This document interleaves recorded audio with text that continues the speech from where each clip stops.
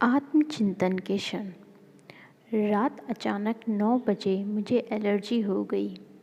घर पर दवाई नहीं, ना ही इस समय मेरे अलावा घर पर कोई और।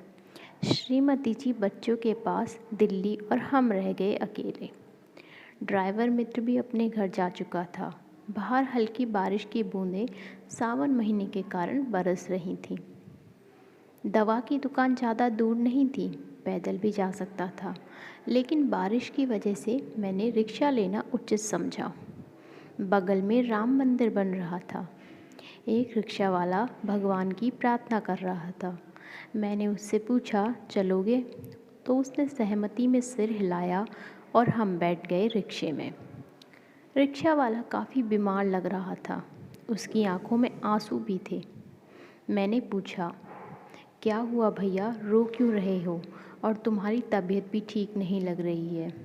उसने बताया, बारिश की वजह से 3 दिन से सवारी नहीं मिली और वह भूखा है, बदन दर्द भी कर रहा है। अभी भगवान से प्रार्थना कर रहा था कि आज मुझे भोजन दे दो, मेरे रिक्शे के लिए सवारी भेज दो। मैं बिना कुछ बोले रिक्शा रुकवाकर दवा की दुकान पर चला गया। वहाँ खड़े खड़े सोच रहा था, कहीं भगवान ने मुझे इसकी मदद के लिए नहीं भेजा। क्योंकि यदि यही एलर्जी आधे घंटे पहले उठती तो मैं ड्राइवर से दवा मंगाता। रात को बाहर निकलने की मुझे कोई ज़रूरत भी नहीं थी और पानी ना बरसता तो मैं रिक्शे में भी ना बैठता। मन ही मन भगवान को याद किया और पूछ ही लिया भगवान से, मुझे बताइए, क्या आपने रिक्शे वाले की मदद के लिए मुझे भेजा है? मन में जवाब मिला, हाँ। मैंने भगवान को धन्यवाद दिया।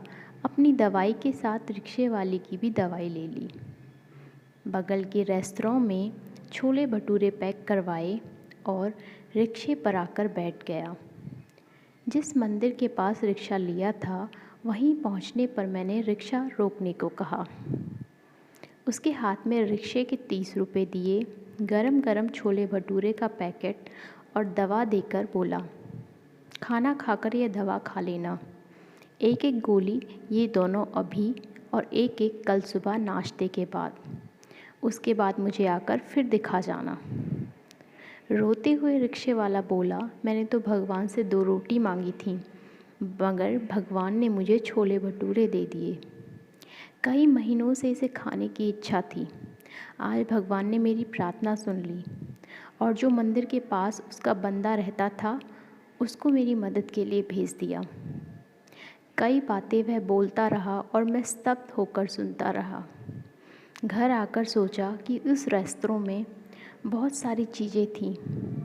मैं कुछ और भी ले सकता था, समोसा या खाने की थाली, पर मैंने छोले भटूरे ही क्यों लिए? क्या सचमुच भगवान ने मुझे उस रात अपने भक्त की मदद के लिए भेजा था? हम जब किसी की मदद करने के लिए सही वक्त पर पहुंचते हैं, तो इसका मतलब उस व्यक्ति की प्रार्थना भगवान ने सुन ली और हमें अपनी प्रतिनिधि बनाकर उसकी मदद के लिए भेजा है। धन्यवाद।